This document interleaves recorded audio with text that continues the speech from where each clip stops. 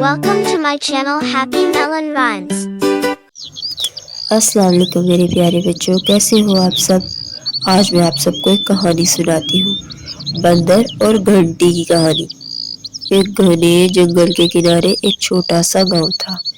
इस गांव के मंदिर में एक बड़ी सी चमकदार घंटी लटकी हुई थी। हर सुबह पुजारी इस घंटी को बजाकर दिन का आगाज करता था। जंगल के दरख्तों पर बंदरों का एक बड़ा झुंड रहता था।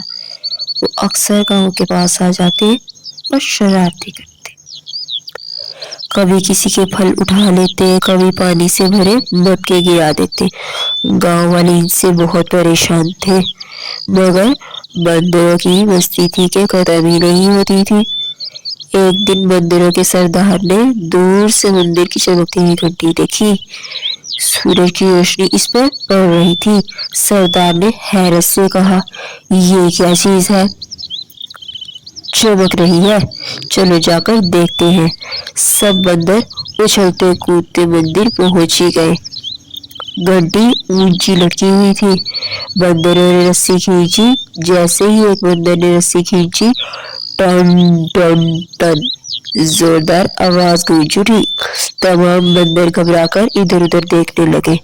फिर सरदार ने हंसते हुए कहा, हा हा हा, अरे ये तो मजे की चीज है, दोबारा खींचो। अब बंदर एक एक करके घंटी बजाने लगे। आवाज इतनी तेज थी कि जंगल तक सुनाई दे रही थी।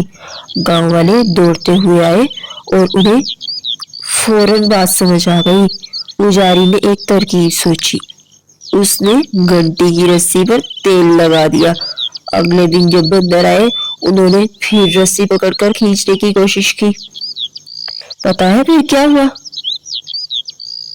मगर फिस रस्सी हाथ से फिसल जाती। वो बार बार कोशिश करते, मगर पकड़ ही नहीं पाते। सरदार ने तंग आकर कहा, ये इंसान बड़े चालाक होते हैं, अब इसमें मजा नहीं आ रहा, चलो इन्हें और कोई शरारत बताते हैं। बंदर वहां से चले ही गए। Thank you for watching our channel. Please like, share and subscribe.